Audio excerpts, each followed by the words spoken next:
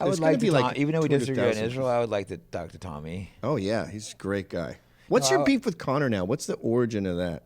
Oh fuck Conor, that scumbag, fucking weasel piece of shit. He fought Nate Diaz, one of my best friends, and it was just bad blood the whole time. Yeah, but that's fighting, isn't it? I don't know. What were they supposed to do? Hug? Cool with him, but I don't know. Fuck him. But I never really understood like I know the Nate camp. Everyone involved hates the Conor camp. Everyone involved. We just had a lot of like shit talking, some fights on and off camera. It was some bad blood fights. Some fights with Irish fans. It was just a very hostile fight. It's my least favorite thing though. It's white on white crime. When there's some real bad, yeah. I like that you called Nate white. People always call him Mexican. No, he's white. Yeah, no, yeah. But if he moves in next to you, are you upset? Yeah, no. People always call him Mexican, but like that's my white brother Nate. I just hate white on white crime. It's bad for society. Catholics versus Protestants, Jews versus anti-Semites, Nate versus Conor. Maybe he can get over it, but it's gonna be tough. Yeah. Well, you'd like I want them to trainer, fight. I want them to fight a third time. I like John. Yeah, no, John's awesome. Kavanaugh. I have nothing against John. I think John's great. Can you fight when you've had your fucking shins cracked like that? Isn't that a permanent weak point now? You can fight again. Nate and Conor should fight again, bro. They're both superstars. They're both a little older now. They should fight at the White House. That would be big money. Yeah.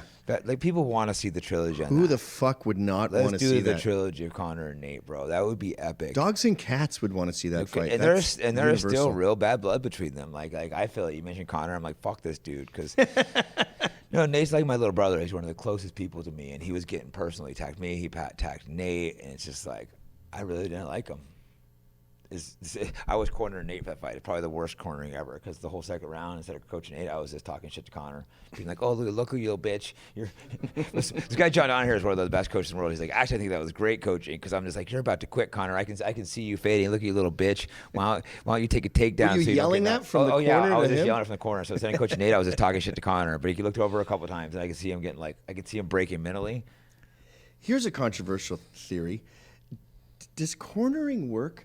Like, what about we don't this? Do shit. What about this? It's a boxer, and in between rounds, he doesn't sit down on a stool.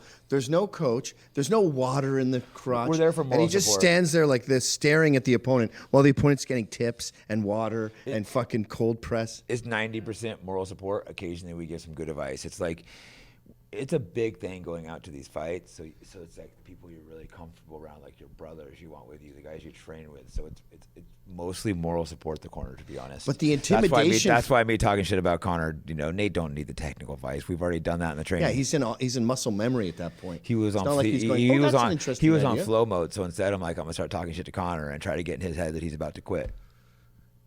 So, I think the intimidation factor of having no one in your corner would override any benefits of go for the legs. Could do that, but it feels nice having your brothers out there. When the way we train hard, it's stressful walking out to a fight. Could you imagine? No. It's crazy. Have you been in fights before, right? Sparring but fights different when you just randomly happen versus when you, like, your school was the guy like meet me at 3:00 in the parking lot. That sucked. You're scared all day, right? Of that diarrhea all night, and it's never. When I was a kid, it would be tomorrow after school. So you're like, great. I'm gonna have nightmares all night. Like someone bigger, or tossing tough, and turning. Like, I was like crazy, so I would fight like older kids and bigger kids, but they stopped after a couple times because I would do good even if I lost, and they're like, all right, I don't want to fuck with this kid. It's a no-win situation, if you're younger and smaller and you're willing to fight them and you fucking give them a good fight. If they win, it's still a lose. I wanted to ask you, this is a very boring question, but for the people out there watching, you're in a bar, right? Mm-hmm. Some guy's being problematic. He's calling you a bitch. Maybe you guys step outside. Maybe you don't have time to. What's some good hack for someone who's not much of a fighter, and a trick?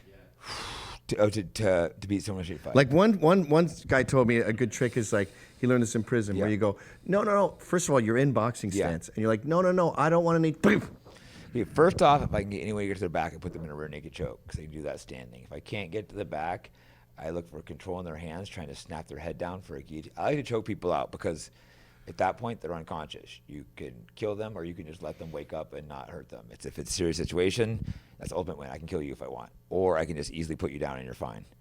So if you're facing front and there's no way to get around the back, you try to push the head down? If I could. And then go like that? Up front, it's hard to play. A really good front kick is good too, because it covers distance before you get there. especially if it's like a homeless person, something you want away from you. A good fucking front kick will just knock them back. Right in the chest. Kind of at the sternum, yeah. Yeah. So if you could do the face too, if you're like flexible and stuff, but it's easy to learn. Maybe after I can teach you a good little front kick. Okay, good. Having a good front kick is really important for both street fights and like UFC fights. Do you remember that incredible And punch? if someone had a knife, that could work too. A front kick keep you. Oh yeah, you knife. don't. Yeah, even So if if they you're cut coming your with a knife, I leg. could bam and knock you backwards. Do you remember that incredible punch I taught you? Which one? Okay, you go low Mm-hmm. without looking up. You go bonk, bonk, and then a giant overhand left or a giant overhand right without looking up. Yeah. So they're like, well, this guy's obsessed with my stomach, and then bonk. Yeah, if you're gonna hit someone, I like coming in with a big overhand right, like come in like yo, come in, bam. You can get a lot of power and like kind of an Especially with tall guys, you overhand. can't get up there. That's the best knockout punch. Whenever I spar, it's the people that are in my age Well, group at the sparring is gym. different than street fights.